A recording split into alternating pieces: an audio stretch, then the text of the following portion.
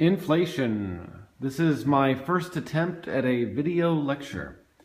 I thought that this would help certain students in understanding the lesson and, trying an attempt at flipped learning. So inflation, this is the majority of what you need to know from your reading. So what is inflation? Well, I think we all know that prices go up, things get more expensive, and when that happens, inflation occurs. It's defined in economic sense as basically inflation is defined as a sustained increase in the general or average price level. So when the price level of all goods go up, then we have inflation. And then kind of to the opposite of inflation is deflation. This is when basically we have a sustained decrease in the general price level. This is when prices are going down. It's important to note too that when we talk about this, we're not just talking about one good, we're talking about all goods. So if everything is generally getting cheaper, we have deflation, whereas if everything is getting more expensive, we have inflation. Anyway, and then there's a third concept that you need to understand. It's called disinflation. Disinflation is basically a decrease in the rate of inflation. So it's a positive number, but it's at a lower rate. For example, let's say we have inflation. Let's say inflation goes up by 5% one year. If the following percent prices rise, but they only rise by 3% the following year, we would have disinflation. So just one important concept to understand these three things. Maybe ask yourself right now, could you redefine these three terms without looking at your definitions? See if you can repeat these terms. You need to know them.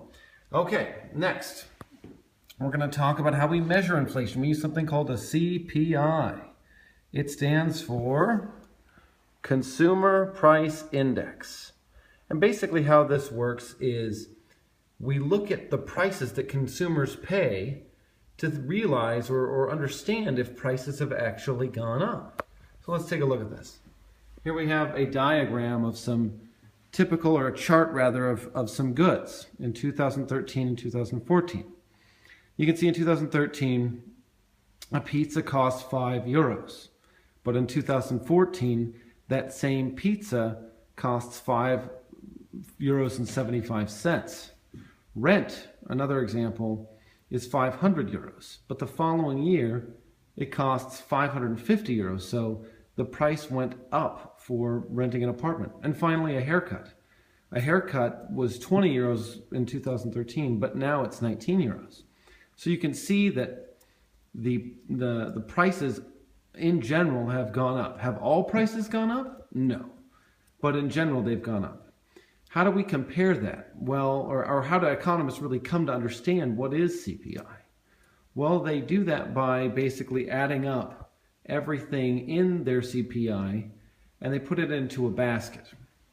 And so, for example, if I put a pizza, a haircut, and the cost of renting an apartment in a basket, for 2013, that basket of goods would cost €525. However, the following year, when I add up all the values, right, when I add up everything together, you can see that the basket now is less. It's now $574.75. So if I want to buy the same goods in 2014 that I bought in 2013, I need more money. So prices have gone up because I need more money to buy the same thing, which kind of just is an important point. Another kind of equally important point is the implication on interest rates. A bank should always charge you more than inflation.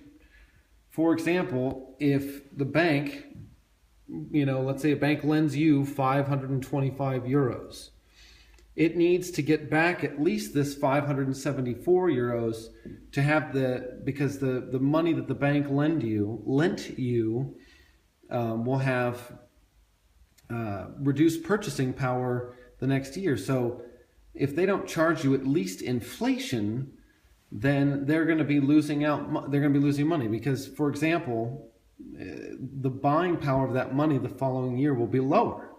So, if a bank was to lend you 525 euros, and then they only charged you a very minimal amount of interest, then the following year, let's say the bank got 550 euros back from their loan to you, that principal plus interest, the bank would be losing, the value of the money is lower. So basically the bank, if the bank went out to buy a haircut, a pizza, and rent an apartment the following year, it couldn't do it with the money that it charged you. It would have actually lost money on the deal. So the bank has got to charge at least that to make some money. Okay, let's look at a few other things. We just talked about a consumer price index, a CPI. Well, governments sometimes they decide that certain items that we might find in a consumer price index are, sort of mislead economists and statisticians and other groups of people on the actual rate of inflation. One of these would be something like oil. Oil has gone down 50% in 6 months. It's had a radical change. And if we put oil into an exchange rate, oil into a CPI, we could see that like all of the goods in our CPI, we had small increases, maybe 1%, maybe 5%, maybe even 10%.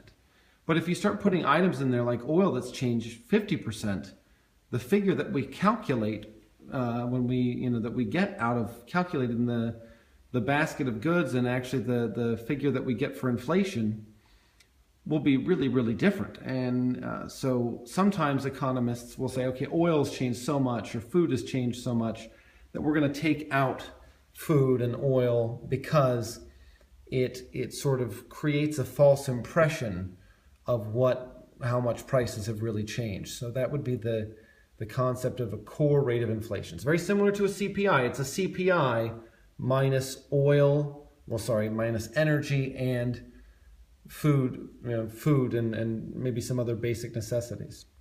Okay, problems with CPIs, right? You talked about, we use this CPI to figure out, has there been inflation? Have prices gone up? And we decided yes, there was, but there are problems with CPIs. One of them is there are changes in technology and in quality. Basically, technology is always changing. The items that we find in our consumer price index will not be the same over time. My cell phone this year now has a fingerprint reader. It's got more advanced technology, new technology, better technology than it did last year. But when I look at my consumer price index, and if it just lists the word cell phone in there, it doesn't really identify maybe how it changed technologically or in terms of the quality. Also, prices change regionally. Some goods might be cheaper in West Germany than in East Germany. And that could be due to a variety of reasons, due to wages, due to a lot of different factors. So, when we calculate inflation, it might be different in, for example, in Hanover than it might be in some place like Potsdam or something like that.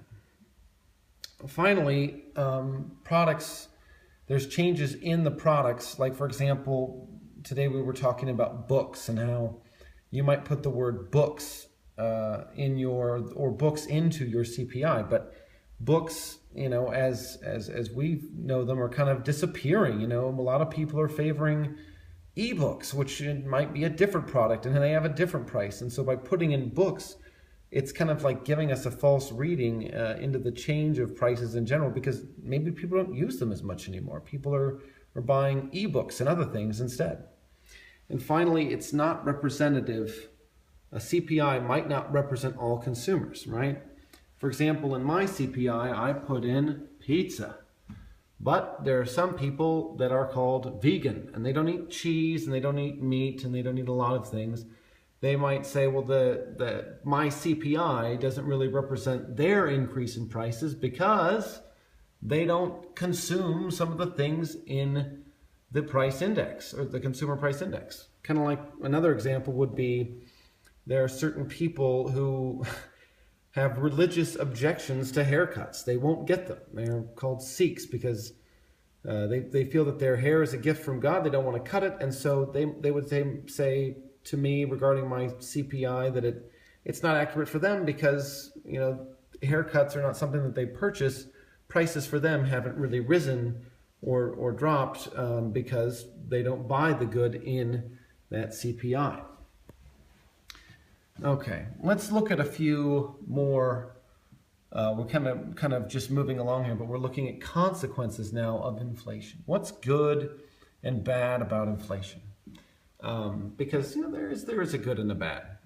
Firstly, if we think about if the prices are rising, if everything's getting more expensive and wages aren't rising with increases in prices, then we have a problem. You know, like we have purchasing power of everyday citizens is lower. They just can't afford to buy the same things with the money they earn if wages don't rise along with inflation.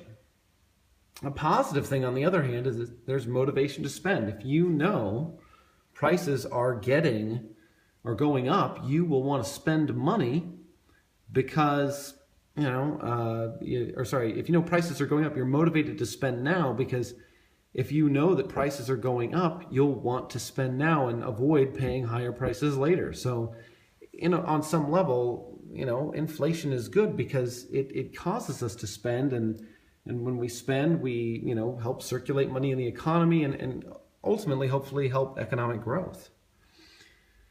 However, high inflation hurts savers. You know, I put money in the bank and the interest rate is low. I basically, the buying power of my money over time that I've saved, once I take it out of my savings account, isn't worth as much. I can't buy as much. So, you know, I wouldn't save money if we had really high inflation. And also, as you might guess, saving is kind of the basis for investment. Banks need savers to deposit money so they can lend it out. If we don't have anybody saving money because there's no motivation to save, that could also be bad. Also, people that are on a fixed income, they basically get the same amount of money every month to live on. And when prices rise and their income doesn't change, kind of like what we said earlier, with if prices are going up, purchasing power is going down if wages don't increase. It's kind of like that for a lot of pensioners or retirees because they just don't see any increases in their they don't have as much money coming in, the money that they earn has relatively lower buying power, so, you know, it's harder for them in their elderly years. Finally, one thing that we want to say about inflation is that consumers and producers, a little inflation is good. We want a little bit, like we said, it motivates people to spend. Consumers and producers like stability. We want a stable rate of inflation, usually around 2 to 3%. Most governments have a target between 2 and 3, or even sometimes 1 and 3. That would be considered good. Okay, and the final point, the diagrams. There are basically two types of inflation. There's something called demand pull, you know, where demand pulls AD up, and then we have an increase in price level. So you can kind of see, like, if AD, right, here's AD, if it shifts up, right, if we have an increase in aggregate demand, we'll have an increase in average price level. And so an increase in average price level means that prices have gone up, and so therefore inflation. Anything that might cause AD to shift from here to here, whether that's increased consumption, increased investment, whatever that might be, increased government spending, will lead to what's called demand pull inflation, which is actually not too bad because, again, we're going to have increased GDP with that demand pull inflation. The other hand, we have something called cost push inflation, where basically aggregate supply shifts from here to here. So we have an increase, or decrease rather, in aggregate supply. This could happen because oil prices got more expensive or labor got more expensive. And basically firms will have to cut the level of production and increase prices because of those increased costs. In that case, we're going to have a lower, like GDP would be here, new equilibrium, now GDP is lower. That's not good. Also, at the same time, costs are rising. So this is not a good thing. It could also kind of indicate stagflation, where we have increasing prices, decreased GDP, and increased unemployment. Basically, we have a lower level of unemployment and everything's more expensive. This is not a good thing.